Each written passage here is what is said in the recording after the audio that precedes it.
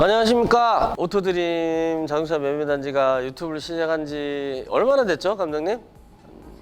그죠? 오토드림 채널의 특징은 뭐냐면 각각 상사의 대표들이 나와서 이렇게 촬영을 한다는 거고요. 참고로 저는 대표는 아닙니다.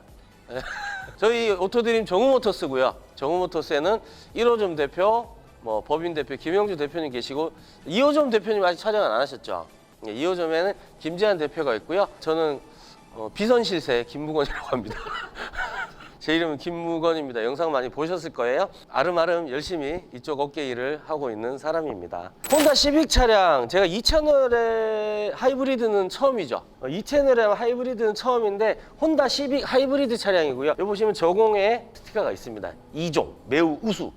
저공해 차량의 혜택들이 좀 있죠. 하이브리드 같은 경우는 예전에는 세제 혜택이 많았었어요. 지금은 제가 알고 있는 내용으로는 등록할 때 30만 원인가 등록비를 지원받으세요. 그런 부분이 있다는 게 좋은 거고요. 자, 이 차 판매가 감독님 얼마 예상하십니까? 490만 원. 자, 490만 원. 자, 500만 원 잡을게요.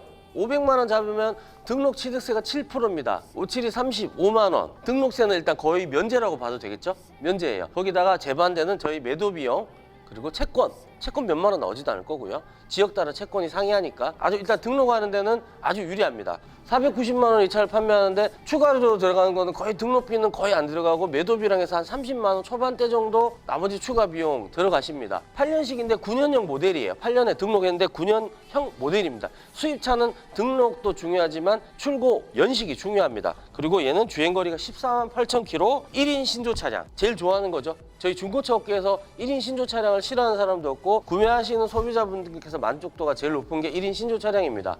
정말 만족도가 좋은 차량이죠. 거기다가 일본의 하이브리드 기술은 아직까지 자타공인 전 세계 탑 3 안에 든다고 저는 생각하고 있거든요. 직렬 방식, 직병렬 방식 여러 가지 하이브리드가 있는데 아직까지 일본의 하이브리드의 기술력은 어마어마합니다. 디젤 라인에 집중하지 않고 얘들은 끝까지 하이브리드, 전기 모터에 집중을 하고 있습니다. 구동하는 방식이 국산 하이브리드, 독일계 하이브리드하고는 다르다는 거 검색해 보시면 많이 아실 수 있고요. 얘는 단순 교환이 그 대신 좀 있어요. 가격이 저렴한 이유도 있죠. 우측 휀다하고 앞에 서포트, 플라스틱, 본넷 체결 부위 교환이 되어 있고요. 요 휀다랑 본넷은 판금 도장만 들어가 있습니다. 그래서 큰 데미지를 받았다고는 할 수는 없고요. 어쨌든 단순 교환이 있지만 이 가격의 하이브리드 연비 우수하죠. 혼다뿐만 아니라 일본엔 도요타 하여튼 하이브리드 연비는 우수합니다. 발바닥 컨트롤을 어떻게 하냐에 따라서 연비는 천차만별이 되고요. 시운전 통해서 짧은 구간에 연비를 담아드리기 힘들겠지만 시빅 하이브리드 연비는 녹색창 검색하시면 아마 많이 아실 수 있을 겁니다. 서론이 길었던 이유가 그만큼 이 차에 좀 자신이 있어서 이렇게 서론을 길게 했고요. 자, 외관은 굵고 짧게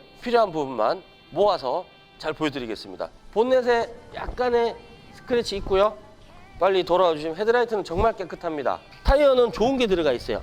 미쉐린 타이어인데 아직 트레이드 많이 남아있고요. 거의 17년 말 타이어입니다. 트레이드 정말 많이 남아있습니다. 사이드 미러도 깔끔하고 문콕 라인은 따로 말씀드리지 않아서 이렇게 쭉 봐주시면 되고 휠 스크래치는 전반적으로 좀 있습니다. D타이어 트레이드도 친환경 타이어네요.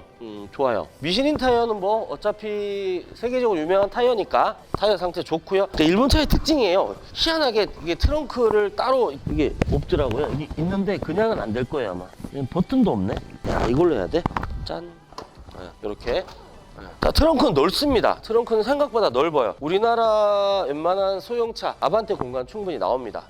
잘 닫히고요. 뒤에 시빅 하이브리드. 그리고 도장면은 이렇게 블루 아주 짙지도 연하지도 않은 블루 느낌인데 그렇게 이질감 느껴지는 컬러는 아니고요. 아쉽게도 이쪽에 문콕이 좀 있어요. 보통 이쪽짜리 문콕이라 그러면 100% 상대방이죠. 왜냐하면 주로 이쪽으로 내리는데 이쪽 공간 넓게 하는데 이쪽으로는 사람이 많이 안 내려요. 상대방이 찍은 문콕들이 있고요. 휠 스크래치 전반적으로 있습니다. 그리고 앞쪽으로 오시면 앞쪽 문에는 상대적으로 문콕이 거의 없습니다. 이 정도? 네.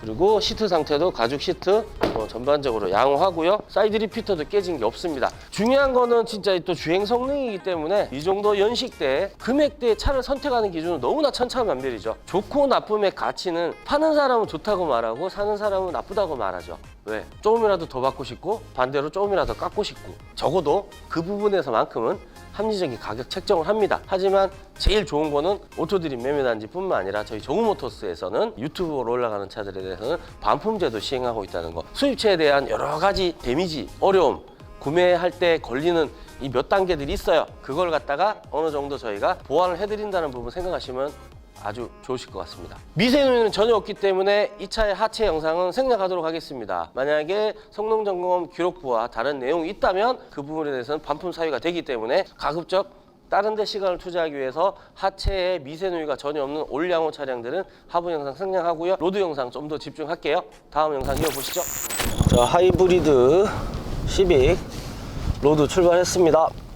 현재 주행거리 14만 8천 킬로 가리키고 있고요. 지금은 가솔린 엔진이 가동되고 있지만 엔진 소리는 상당히 조용합니다. 그리고 앞쪽은 클래식하죠, 디자인들이. 그리고 열선 시트까지 있고요. 사이드 브레이크가 여기 이렇게 위치하고 있어요. 좀 특이해요. 엄청난 가속 성능을 자랑하진 않습니다. 얘는 우리나라 준중형 세단의 가속력 정도 보시면 될 것 같고요. 앞에 멀리 저렇게 디지털 계기판이 보이는데 좀 특이하죠. 가운데 있는 거 RPM 게이지고 디지털 속도 게이지가 있는데 어떻게 착각하면 헤드업 디스플레이를 보고 있는 듯한 느낌도 들어요. 그거는 절대 아니란 거. 우측에 주유 게이지가 있고요. 리터당 연비가 나오죠. 그러니까 가속할 땐 줄고 이렇게 악셀을 놓으면은 이렇게 올라가고요. 연비는 말 그대로 도요타나 혼다나 이런데 하이브리드는 제가 옛날 공부를 했는데 정확히 설명을 자신 있게 못한 이유가 공부를 좀 하다 말았어요. 모터가 이 가솔린 엔진의 구동을 같이 도와주면서 이렇게 최적 연비를 실현하거든요. 그래서 실제로 타보시면 국산 하이브리드하고 틀리게 그냥 평소처럼 무난히 운전하셔도 연비는 어느 정도 나와주는 게 장점입니다. 일본 하이브리드. 지금 훨씬 더 많이 발전했죠. 지금 렉서스 뭐 ES300H 하이브리드 같은 경우는 진짜 연비가 엄청나죠. 요즘 국산 하이브리드도 이제 뭐 거의 실연비가 한 17km 이상까지 나온다는 얘기도 있는데 아직까지 제가 그런 차를 타본 적은 없고요. 얘는 앞에 보면 공조견의 스위치 버튼들은 단순합니다. 그리고 후방 카메라도 없습니다. 감지기만 작동을 하고요. 일단 주행감이 하체는 전체적으로 부드럽다기보다는 약간 딱딱한 느낌이 들어요. 하체는 조금 좀 탄탄한 느낌이 들어요. 물렁거리지 않습니다. 좀 특이한 게 이 대시보드 구간이 엄청 넓어요. 예, 대시보드 여기다가 뭐 진짜 배추 심어도 될 것 같아요. 팔이 안 닿아요, 저까지. 운전하는 상태에서 이까지밖에 안 가죠. 아무리 뻗어도. 크루즈 기능도 있네요. 이연식인데 크루즈 기능이 있어요. 핸들이 좀 희한하게 생겼죠? 뭔가 좀 오묘하게 생겼어요. 브레이크 성능 한번 확인하고 차 없는 데서 가속 성능도 한번 확인하겠습니다. 일단 놓으면 안 좋은 데에서도 하체에서 뭐 삐그덕이나 약간 노하다이 소음이나 부싱 소음 거의 들리진 않습니다. 브레이크 잡아볼게요. 뒤차 없어요. 꽉 잡아야 되거든요. 자, 40km에서 하나 둘 셋. 브레이크 성능 괜찮습니다. 이렇게 나오는 거나 가속할 때 이 계기판 한번 잡아봐 주시면 이렇게 제가 악셀을 놓고 갈 때는 이렇게 차지라고 초록색이 뜨죠. 차지라고 초록색이 뜨고 제가 여기를 돌아서 가속을 하게 되면 이렇게 가속을 하게 되면 바뀌는 게 보이나요? 자, 어시스트라고. 그죠? 하이브리드 모터가 도와주는 거예요. 가속하는데. 요 짧은 구간에서 요 구간 연비를 리터당 몇 킬로 탔냐라고. 왜냐면 시내 구간보다 아무래도 뭐 고속도로 구간이 더 좋을 거고 탄력 주행을 하는 구간이 더 좋을 거예요. 일단은 연비는 정말 제 원상의 연비를 믿으셔도 돼요. 일본 차들 하이브리드는 지금 43km 요처럼 넘어보고요. 잡소리 없습니다. 국산 차보다는 확실히 단단한 것 같아요. 옛날 초창기에 K5 정도로 이렇게 약간 하드하게 세팅됐는데 뭐 딱딱한 느낌은 아닙니다. 한 번에 좀 잘 잡아주는 그런 느낌이에요. 배터리 부분이 작용하려 그러면 이제 또 정차를 해보면 어떤지 알 수 있겠죠. 가속 한번 해볼게요.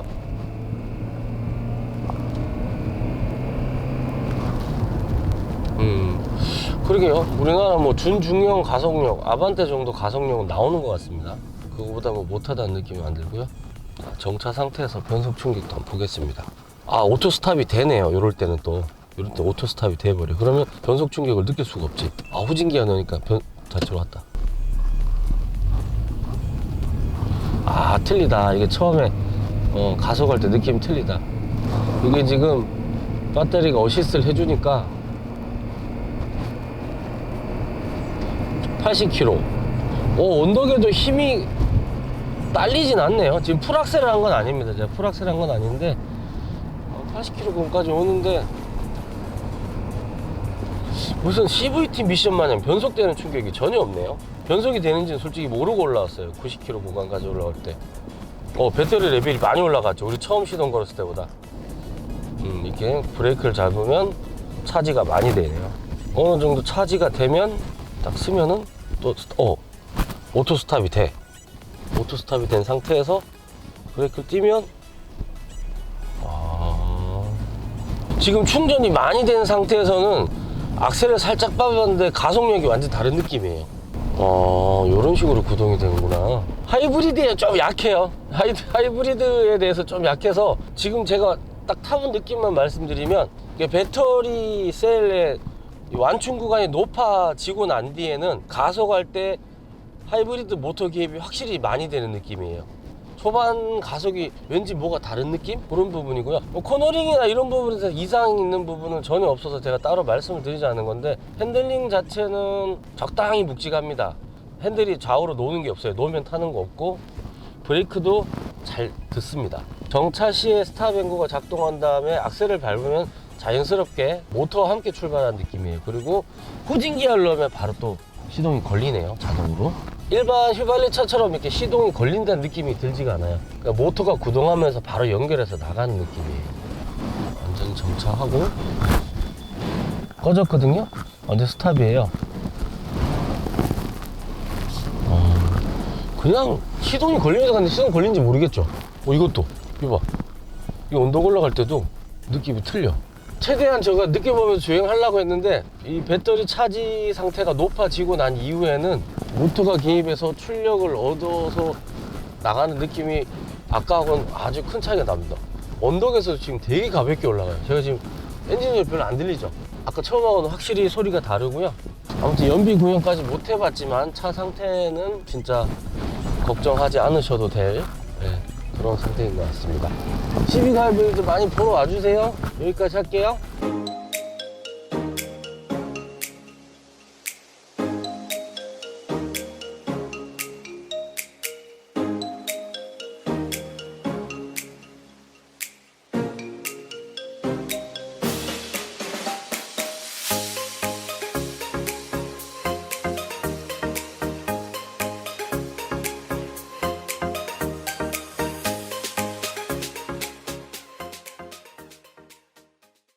오토드림 정우모터스에서 첫 번째로 소개하는 하이브리드 차량. 일본을 옹호하진 않습니다. 항상 일본 차를 소개한다 그래가지고 앞잡이냐 막 이런 댓글도 있어요. 아니에요.